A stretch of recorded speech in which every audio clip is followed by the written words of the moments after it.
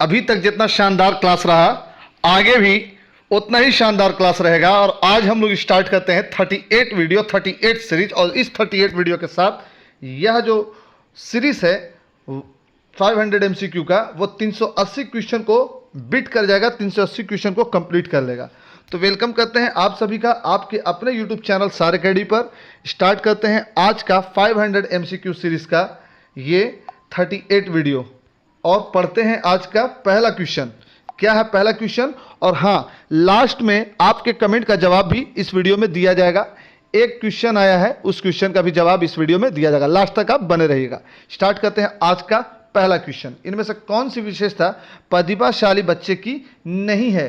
आप एक बात याद रखो, सीडीपी में नहीं अगर कहीं दिया हुआ है या केवल दिया हुआ है या बजाय दिया हुआ है तो इन सब वर्ड पर ज़्यादा जोर देना, ज़्यादा ध्यान देना। और ये है डेंजर वर्ड, ये आपके साइकोलॉजिकल माइंड को डाइवर्ट कर देगा और आपसे गलत ऑप्शन पे टिक लगवा देगा। इसलिए बी अलर्ट। जब आप देखिएगा नहीं तो नहीं पर आप ध्यान दीजिएगा। स्टार्ट करते हैं आज का सीरीज में ये पहला क्वेश्चन। तो इनमें से कौन सी विशेषता प्रतिभाशाली बच्चे की नहीं है? अंतर्दृष्टि पूर्वक समस्याओं का समाधान करना, उच्चतर श्रेणी की मानसिक प्रक्रिया, उच्च आत्म क्षमता, निम्न औस्तीय मानसिक प्रक्रिया। बताइए इनमें से कौन सा नहीं है? यहां पर क्वेश्चन पूछा गया नहीं में, आप नहीं पर ज्यादा बल दीजिएगा। प्रतिभाशाली बच्चे की विशेषता नहीं है, नहीं है। तो अंतर्दृष्टि पूर्वक समस्याओं का समाधान, क्या ये होगा? देखिए, अंतर्दृष्टि पूर्वक यानी कि किसी भी समस्या का समाधान कंप्लीट करने से पहले, यानी कि किसी भी समस्या का समाधान पाने से पहले बच्चा कई तरह के खोजबीन और कई तरह के अंतर्दृष्टि सोच को विकसित करता है, तब उसका समाधान लेता है। तो ये तो होगा, ये प्रतिभाशाली बच्चे की पहचान है। तो ये होगा। क्वेश्चन है नहीं होगा। उच्चतर श्रेणी के मानसिक प्रक्रिया, हाँ, हायर ऑर्डर थिंकिंग स्किल्स उसके अंदर रहेगा, हॉट्स रहेगा उसके अंदर, हायर ऑर्डर थिंकिंग स्किल्स रहेगा। तो ये होगा। तो ये तो होगा ही प्रतिभाशाली बच्चे की पहचान। लेकिन क्वेश्चन पूछा गया है नहीं, तो ये होगा इसलिए ये नहीं, ये भी होगा इसलिए नहीं, क्योंकि क्वेश्चन है नहीं में, इसलिए आंसर भी नहीं में होगा। उच्च आत्म क्षमता, हायर थिंकिंग स्किल्स या हायर थिंकिंग एबिलिटी, तो हाँ ये भी होगा, हायर थिंकिंग एबिलिटी भी होगा, तो इसलिए ये भी नहीं होगा। क्वेश्चन पूछा गया नहीं में, निम्न औस्तीय मानसिक प्रक्रिया, किसी भी क्वेश्चन के प्रॉब्लम सॉल्विंग प्रक्रिया प्रोसेस में इन्वॉल्व होने से पहले बच्चा लोअर कैटेगरी का सोच रखेगा, ये नहीं होगा। तो यहाँ पास डी इज राइट आंसर, ये नहीं होगा। नहीं का भाई नहीं। निम्नतर अगर कोई बच्चा सोच रहा है, निम्न स्तर पर सोच रहा है, तो वह बच्चा प्रतिभाशाली नहीं है। तो इसलिए नहीं का भाई नहीं, D answer. Next question 22। Kohlberg के सिद्धांत के पूर्व परंपरागत स्तर के अनुसार कोई नैतिक निर्णय लेते समय एक व्यक्ति निम्नलिखित में से किस तरफ प्रवृत्त होता है? कोलबर्ग ने क्या दिया है? नैतिकता का सिद्धांत दिया। कोलबर्ग ने क्या दिया? नैतिकता का सिद्धांत दिया। नैतिकता का सिद्धांत किसने दिया? कोलबर्ग ने दिया। कोलबर्ग ने क्या दिया है? नैतिकता का सिद्धांत।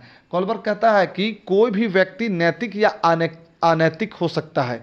अपने विचार से कोई भी व्यक्ति नैतिक या अनैतिक हो सकता है। उसमें कोलबर्ग ने कई तरह का थ्योरी दिया, जिसमें यह भी बताया डर का भावना, फिर सम्मान का भावना, अच्छा लड़का अच्छा लड़की बनने की भावना, इस तरह की भावना के बारे में कोलबर्ग ने कहा, जिसके बारे में डिटेल हम लोग जब कंटेंट पढ़ेंगे तब सीखेंगे। और कंटेंट का भी वीडियो चल रहा है, आप प्ले लिस्ट में जाइए, कंटेंट का वीडियो बना हुआ है, वहां जाकर कब देखिए। तो कोलबर्ग के सिद्धांत के पूर्व परंपरागत स्तर के अनुसार, प्री कन्वेंशनल स्टेज के अनुसार, कोई नैतिक निर्णय लेते समय एक व्यक्ति निम्नलिखित में से किस तरफ प्रवृत्त होता है?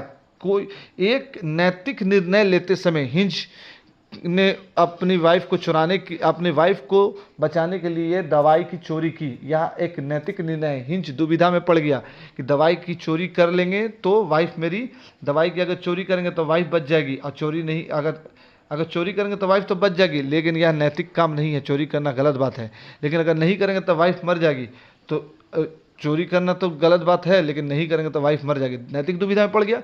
तो इसको कंप्लीट करते समय, यानी कि एक डिसीजन लेते समय, या तो चोरी कर लेंगे या तो चोरी नहीं करेंगे। इसको करते समय जो प्रवृत्ति किस तरफ एक व्यक्ति, हिंज जैसा व्यक्ति, हिंज का स्टोरी हम लोग जब कंटेंट पढ़ेंगे तब जानेंगे, किस तरफ ज़्यादा प्रवृत्त होता है? पारिवारिक अपेक्षाएं, अंतर्निहित संभावित दंड, व्यक्तिगत आवश्यकताएं तथा इच्छाएं, या व्यक्तिगत मूल्य, किस तरफ व्यक्ति जो है ज़्यादा झुकाव रखता है कोई भी नैतिक डिसीजन लेने से पहले या लेते वक्त। देखिए, पारिवारिक अपेक्षाएं तो नहीं रहता है, व्यक्तिगत आवश्यकता कभी भी नैतिक या अनैतिक किसी को नहीं बना सकता है, व्यक्तिगत मूल्य भी नहीं। तो यहाँ पर होगा अंतर्निहित संभावित दंड। कोई भी नैतिक निर्णय लेते समय व्यक्ति के दिमाग में ये ज़रूर रहता है कि हमको अगर हम ये इसमें पकड़ा जाएंगे या हम अनैतिक कोई काम कर लेंगे तो हमको कौन सा ये मिलेगा, कौन सा सज़ा मिलेगा। तो अंतर्निहित संभावित दंड, इसमें कौन सा दंड मिलेगा, तो कोलबर्ग का यहाँ पास बी आंसर हो गया। जो क्वेश्चन नहीं आएगा समझ में उसको आप कमेंट सेक्शन में कमेंट ज़रूर कीजिएगा कि अगले इसमें वीडियो में हम उस क्वेश्चन को क्लियर कर सकें। एक नगमा जी का कमेंट आया है कि 13 नंबर का क्वेश्चन आप फिर से समझा दीजिए। तो आज हम 13 नंबर का क्वेश्चन फिर से नगमा जी को समझा देंगे इसी वीडियो में, लास्ट तक बने रहें। शिक्षार्थी अधिगमकर्ता की व्यक्तिक विभिन्नताओं के संदर्भ में शिक्षिका को चाहिए। शिक्षार्थी यानी कि शिक्षार्थी क्या है, अधिगम करता है, लर्नर है, तो उसकी व्यक्तिक विभिन्नता क्या होती है, इंडिविजुअल डिफरेंस। एक बच्चा है जो बहुत अच्छा सोचता है, एक बच्चा है जिसका थिंकिंग स्किल ज़्यादा है, एक बच्चा है जिसका थिंकिंग स्किल लो है, एक बच्चा का थिंकिंग स्किल हाई है, एक लो है, एक बच्चा है जो मगही बोलता है, दूसरा है जो हिंदी बोलता है। तो इंडिविजुअल डिफरेंस है ना। तो इसके संदर्भ में शिक्षिका को क्या चाहिए, यदि करने के लिए शिक्षार्थियों को तथ्य उपलब्ध कराना चाहिए, याद ही करने के लिए। उसके बाद विविध प्रकार के अधिगम परिस्थितियों को उपलब्ध कराना चाहिए। निगमकर्ता पद्धति के आधार पर समस्याओं का समाधान करना चाहिए। कलन विधि एल्गोरिदम का अधिकतर प्रयोग करना चाहिए। क्या होगा, व्यक्तिक विभिन्नताओं के संदर्भ में शिक्षिका को क्या चाहिए, शिक्षिका को चाहिए कि क्या चाहिए। चलिए 23 का जवाब कम से कम कमेंट तो करो। कमेंट को तो हम जान रहे हैं टफ क्वेश्चन है, फिर भी कमेंट कीजिए आप लोग। याद करने के लिए शिक्षार्थी को तत्व उपलब्ध कराना चाहिए, यदि नहीं यहाँ पर याद होगा तो याद के हिसाब से ये गलत हो गया, याद तो करना। विविध प्रकार के अधिगम परिस्थितियों को उपलब्ध, हाँ, कई तरह का लर्निंग सिचुएशन क्रिएट करना चाहिए। तो यहाँ पर बी तो सही लग रहा है लेकिन सी भी पढ़ेंगे। निगमकर्ता व्युत्पत्ति के आधार पर समस्याओं का समाधान करना चाहिए। नहीं, आप निगमकर्ता नहीं हैं, आप किसी भी प्रॉब्लम को आप सॉल्व नहीं कीजिएगा। तो यहाँ पर सी भी गलत हो गया। कलन विधि एल्गोरिदम का अधिक प्रयोग नहीं करना चाहिए, एल्गोरिदम का बहुत कम प्रयोग करना प्राइमरी लेवल पर। तो यहाँ पर डी भी गलत हो गया, ए भी गलत हो गया, बी इज राइट आंसर। एक बात याद रखिए, क्वेश्चन अगर ऑप्शन में कोई कंफ्यूजन हो तो पहले ऑप्शन काटा कीजिए, काटिए, सही हो गया। ठीक है, नेक्स्ट 24, निम्नलिखित में से कौन सा बाल विकास का एक सिद्धांत नहीं है। इनमें से कौन सा बाल विकास का एक सिद्धांत नहीं है, कौन सा बाल विकास चाइल्ड डेवलपमेंट का एक थ्योरी नहीं है। सभी विकास तथा अधिगम एक समान गति से आगे बढ़ते हैं, सभी विकास एक क्रम का पालन करते हैं, विकास के सभी क्षेत्र महत्वपूर्ण हैं, सभी विकास परिपक्वन तथा अनुभव के अंतःक्रिया का परिणाम होते हैं। चलिए बताइए ये निम्नलिखित में से कौन सा बाल विकास का एक सिद्धांत नहीं है। ऑप्शन क्वेश्चन क्या है, नहीं। हम आपको क्या बोले, नहीं पर ज़्यादा बल दीजिएगा। बाल विकास का कौन सा, चाइल्ड डेवलपमेंट का इनमें से कौन सा थ्योरी नहीं है। सभी विकास तथा अधिगम एक समान गति से आगे बढ़ते हैं, ये तो हमको लगता है कि यही नहीं होगा। सभी विकास एक क्रम का पालन करते हैं, ये हो सकता है। सभी क्षेत्र महत्वपूर्ण होते हैं, हाँ ये तो होगा ही। सभी विकास परिपक्वन तथा अनुभव के अंतःक्रिया का परिणाम, ये भी हो सकता है। हमको सी और डी तो लग रहा है कि होगा, लेकिन क्वेश्चन पूछा नहीं, तो ए और बी में ही कोई नहीं होगा। चलिए आंसर दीजिए, आंसर दे दीजिए, ए और बी में ही नहीं होगा। तब सी और डी तो पहले काट दीजिए। सभी विकास एक क्रम का पालन करते हैं, विकास तो क्रम का पालन करते ही है ना, है टो टू हेड चलता है ना। तो इस तरह से बी भी होगा, इसलिए नहीं हो गया, कट गया। क्वेश्चन नहीं में है इसलिए ए सही हो गया। सभी विकास तथा अधिगम एक समान गति से कोई भी विकास और लर्निंग नहीं चलता है। एक समान गति से मतलब कि मान लिया कि किसी बच्चे का हाइट कम बढ़ा तो क्या वो दौड़ने में कमज़ोर होगा, ऐसा नहीं है। तो एक समान गति से नहीं चलता है, तो यहाँ पास ए हो गया। ठीक है, याद रखिएगा, सभी विकास तथा अधिगम एक समान गति से आगे बढ़ते हैं, नहीं, सभी विकास तथा अधिगम एक समान गति से आगे नहीं बढ़ते हैं, ये आंसर सही होगा।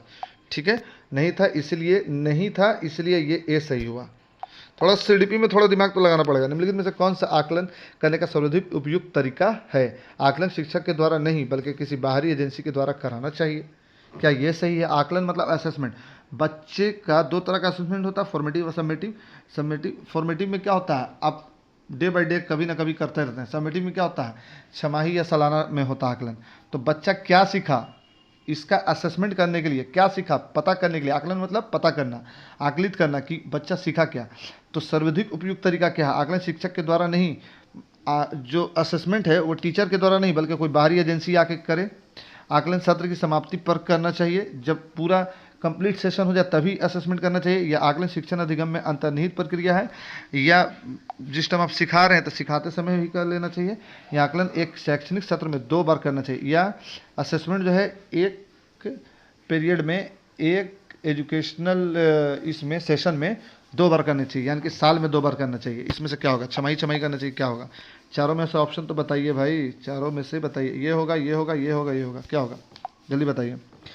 25 का कमेंट कर दो भाई, कमेंट कर दो, कमेंट कर दो, कमेंट कर दो। ऑप्शन को काटना स्टार्ट करें।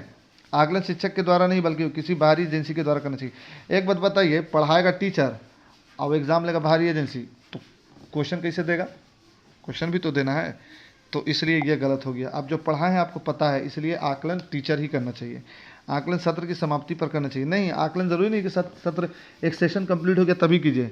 आप बीच बीच में भी कर सकते हो, पढ़ाते पढ़ाते भी कर सकते हो, वीकली भी कर सकते हो, आप डेली भी कुछ ना कुछ पूछ सकते हो, और आप वीकली भी कर सकते हो, मंथली भी कर सकते हो। इसलिए सत्र की समाप्ति के टाइम ही नहीं, साल में एक बार ही नहीं, ऐसा कुछ नहीं है। आकलन शिक्षण अधिगम में अंतर्निहित प्रक्रिया है। हाँ, आकलन जो है शिक्षण अधिगम, जब आप पढ़ा रहे हो, जब लर्निंग करवा रहे हो, उसी में सन्निहित है, उसमें अंतर्निहित है, यानी कि उसमें ही मिला हुआ एक प्रक्रिया है। पढ़ाते पढ़ाते ही आप पूछ सकते हो, पढ़ाते पढ़ाते ही आप पूछ सकते हो। मान लो कि आप पहाड़ा सिखा रहे हो, आपने पहाड़ा का ये लिया, टारगेट लिया कि एक सप्ताह में हम 2 से 9 तक पहाड़ा सिखा देंगे। तो अगर मान लिया कि 4 का पहाड़ा आप सिखा चुके हो, 4 का पहाड़ा सिखा चुके हो, तो अब अभी क्या 7 का पहाड़ा सिखा रहे हो, तो 7 का पहाड़ा सिखाते सिखाते आप डायरेक्टली 4 का पहाड़ा किसी से भी उठा करके पूछ लो। आपने आकलन कर लिया, असेसमेंट कर लिया कि हाँ 4 का पहाड़ा इसको याद हो गया, भूला नहीं है। तो ये आकलन जो है अधिगम प्रक्रिया का ही एक अंग है, अंतर्निहित प्रक्रिया का अंग है। यही सी ही सही होगा, लेकिन डी पढ़ लेते हैं। आकलन एक शैक्षणिक सत्र में 2 बार, ऐसा नहीं 2 बार ही किया जाए, 3 बार 4 बार भी कर सकते हैं, 3-3 महीना पर, या हर महीने भी कर सकते हैं। तो ये भी गलत हो गया, बी भी गलत हो गया, ए भी गलत। आंसर नंबर सी सही होगा। 26, निम्नलिखित में कौन सा सृजनात्मकता से संबंधित है? आहनवादी चिंतन, अपसारी चिंतन, अभिसारी चिंतन, या संवेगित चिंतन। कॉग्निशन से कौन, इनमें से कौन सा कॉग्निशन से रिलेटेड है? कॉग्निशन से रिलेटेड है इनमें से कौन सा? चलिए, जवाब तो चाहिए हमको, जल्दी से कमेंट कर दो आप लोग। आहनवादी चिंतन, अपसारी चिंतन, अभिसारी चिंतन, या संवेगी चिंतन। क्या इमोशनल चिंतन है ना, या डाइवर्जेंट थिंकिंग, या कन्वर्जेंट थिंकिंग, या आहनवादी चिंतन यानी कि अहमवादी चिंतन, यानी कि खुद से अकेले में चिंतन करना, इनमें से क्या होगा? अहमवादी चिंतन होगा, क्या होगा? ये तो होगा नहीं, सृजनात्मकता कॉग्निशन, और कन्वर्जेंट होगा नहीं बल्कि डाइवर्जेंट होगा। असंवेगिक चिंतन, देखिए अब सारी चिंतन और अभिसारी चिंतन दोनों में फ़र्क समझ लीजिए। अभिसारी चिंतन किसी एक टॉपिक पर, किसी एक बिंदु पर कई तरह से सोचना, अपसारी हुआ। कई तरह से आप सोच रहे हैं, एक बिंदु पर कई तरह से सोच रहे हैं, अपसारी हुआ। हाँ, अपसारी हुआ। और अभिसारी चिंतन किसी एक बिंदु पर एक ही तरह से सोच रहे हैं, तो अभिसारी हुआ। कन्वर्जेंट जिसमें कई विचार आकर के एक साथ जुड़े, डाइवर्जेंट जिसमें कई बिंदु पर सिर्फ एक ही विचार आए। इसको हम कंटेंट में ही समझा सकते हैं, अपसारी और अभिसारी, इसलिए कंटेंट जब पढ़ाएंगे तब इसको समझिएगा। तो लेकिन इतना जान लीजिए कि कॉग्निशन यानी कि क्रिएटिविटी जो है वो अभिसारी चिंतन यानी कि डाइवर्जेंट थिंकिंग से आता है, ठीक है। नहीं, अपसारी चिंतन यानी कि डाइवर्जेंट थिंकिंग से आता है। ये बी होगा, आंसर नंबर बी होगा। 26 का आंसर बी होगा, अपसारी चिंतन, अपसारी।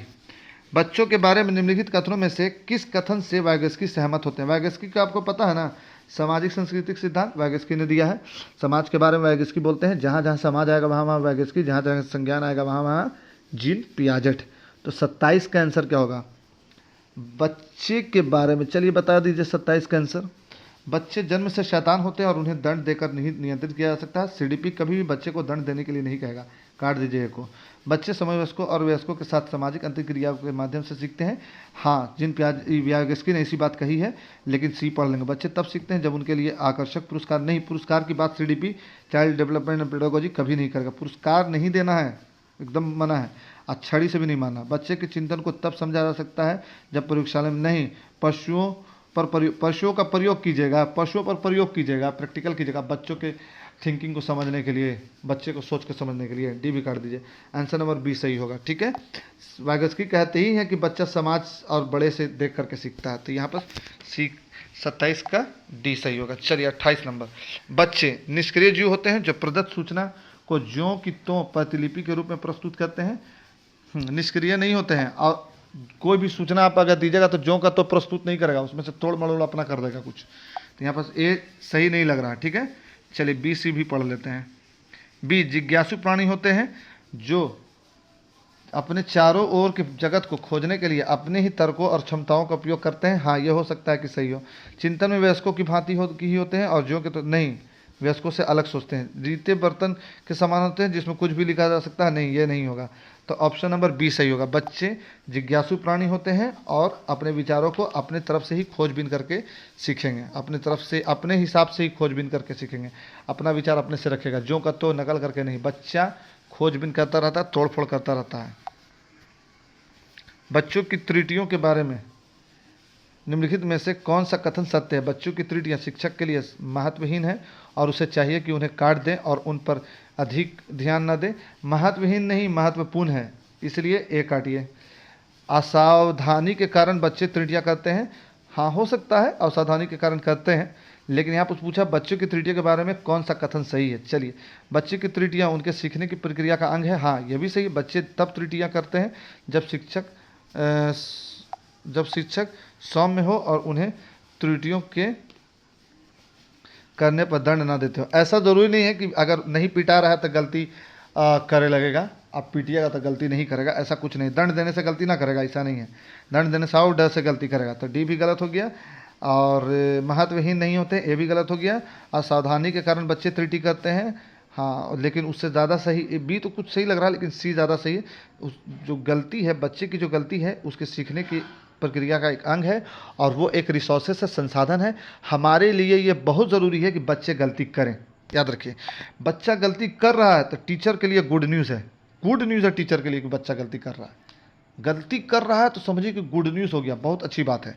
तो बच्चे की गलती को गुड न्यूज़ लेना है। अरे वाह, कितना अच्छा गलती किया है, और उसको सुधार करके आगे का उसका कंसेप्ट क्लियर कर देना है। चलिए, थोड़ा सा इसमें 30 वाले में क्वेश्चन पढ़ने में दिक्कत होगा। अध्यापक को यह सुनिश्चित करना चाहिए कि उसके कक्षा के सभी विद्यार्थी आपको स्वीकृत और सम्मानित समझे। इसलिए शिक्षक को चाहिए कि अपने शिक्षार्थी के सामाजिक स्तर, संस्कृति, पृष्ठभूमि की जानकारी प्रश्न करे और कक्षा में विविध मतों को प्रोत्साहित करे, या कड़े नियम बनाए और बच्चों को उन पर पालन करें, नहीं तो दंड पड़ेगा। दंड का बात हटाओ। वांछित पृष्ठभूमि से आने वाले बच्चों को तिरस्कार भी हटाइए। उन शिक्षार्थियों का पता लगाए जो आप अंग्रेजी बोल सकते हैं और सम्मान से हो, ये भी गलत। सिर्फ अंग्रेजी बोलने वाले को सम्मान देना है, ये भी गलत। तो आंसर नंबर ए सही होगा। भाषा के आधार पर, लिंग के आधार पर, जाति के आधार पर, धर्म के आधार पर किसी तरह का भेदभाव नहीं होना चाहिए। तो यहाँ पर हो गया आज का 10 क्वेश्चन और 10 क्वेश्चन कंप्लीट हो गया। अब आइए 13 नंबर का क्वेश्चन, जो नगमा जी का एक सवाल था, कि 13 नंबर का फिर से आप कीजिए। कमेंट किए नगमा जी, इसीलिए हम ऐसे कर रहे हैं। चलिए 13 नंबर का पिछले वीडियो में कमेंट आया था। जब वयस्क सहयोग से सामंजस्य कर लेते हैं तो वे बच्चे के वर्तमान स्तर के प्रदर्शन को संभावित क्षमता के स्तर के प्रदर्शन की तरफ प्रगति क्रम को सुगम बनाते हैं। इसे कहा जाता है सहयोगात्मक अधिगम, समीपस्थ विकास का सिद्धांत, सहयोग देना या सहभागी अधिगम। समझिए नगमा जी, आपको लाना है 90 नंबर या 82 नंबर। ठीक, आपका आ गया 89, नहीं तो जिसको 82 लाना उसका 81 आ गया। तो इन नियर टू बीट हो गया ना, जीत के नज़दीक। तो आपका डेवलपमेंट तो हो गया है, लेकिन डेवलपमेंट के अराउंड का मतलब नियरेस्ट हुआ। तो इसको कहा जाता है समीपस्थ विकास का क्षेत्र, जहाँ 90 में 89 आ जाए। ठीक, लेकिन इस समीपस्थ विकास का क्षेत्र नहीं पूछा है, ये पूछा है कि इसको हम सहयोग दे करके, मान ली 89 आया, पिछले बार। और इस बार आप प्लेलिस्ट देख लिए 500 MCQ का सीरीज़ का भाई, तो सार एकेडमी का 500 MCQ का सीरीज़ हम थोड़ा हेल्प दे दिया सार एकेडमी वाला, तो ये हेल्प दिया। अब आपका आ गया 95, 89 से 95 आ गया, आप पास कर गए। तो ये जो हमने जो किया प्रदर्शन स्तर को अच्छा करने के लिए, प्रगति के क्रम को सुगम बनाने के लिए हमने क्या किया, हमने कर दिया सहयोग। तो यहाँ पास आंसर सी सही हो जाएगा, इस पूरे क्वेश्चन का आंसर क्या हो जाएगा, सी, सहयोग दे दिए। अगर सवाल ये होता कि वह क्षेत्र जिसमें बच्चा पास होने से एकाक नंबर से रह जाए तो उसको क्या कहते हैं, तो समीपस्थ विकास का क्षेत्र कहते हैं, लेकिन सहयोग दे करके हम पास करवा दिए तो सी हो जाएगा, सहयोग देना। ठीक है, क्लियर हो गया हो तो कमेंट सेक्शन में ज़रूर कमेंट कीजिएगा कि 13 नंबर क्लियर, ऐसे कीजिएगा कमेंट 13 नंबर क्लियर, और नहीं हुआ होगा तो फिर से कमेंट कीजिएगा कि 13 नंबर अगेन। ठीक, और हर एक क्वेश्चन का आंसर ज़रूर लिखिए, और जो भी देख रहा है प्लीज़ वीडियो को शेयर कर देना। मेहनत लगता है बोलने में, मेहनत लगता है कंटेंट बनाने में, और टाइम निकालने में बहुत ज़्यादा मेहनत लगता है, टाइम निकालना पड़ता है आप लोग के पास कनेक्ट होने के लिए। और एक बात और, वीडियो अच्छा लगा हो तो सब्सक्राइब ज़रूर करो, शेयर ज़रूर करो, लाइक ज़रूर करो। इन सब में आपका पैसा खर्च नहीं होगा, लेकिन हमको बहुत कुछ मिलेगा। हमको ये मिलेगा कि यूट्यूब रिकमेंड करेगा और चैनल ग्रो करेगा। वीडियो तो बन जाता है, सब्सक्राइब नहीं आता है, तो प्लीज़ थोड़ा सपोर्ट कर दो। नया नया वीडियो है, आप इतना तो कर सकते हो कि मेरे वीडियो को अगर देख रहे हो, कुछ दे नहीं सकते हो, फ्री ऑफ कॉस्ट चल रहा है, तो थोड़ा शेयर कर दो, सब्सक्राइब कर दो, लाइक कर दो वीडियो को। तो फिर मिलेंगे अगले किसी इन्फॉर्मेटिव वीडियो में। जब तक के लिए thanks for watching this video, visit again.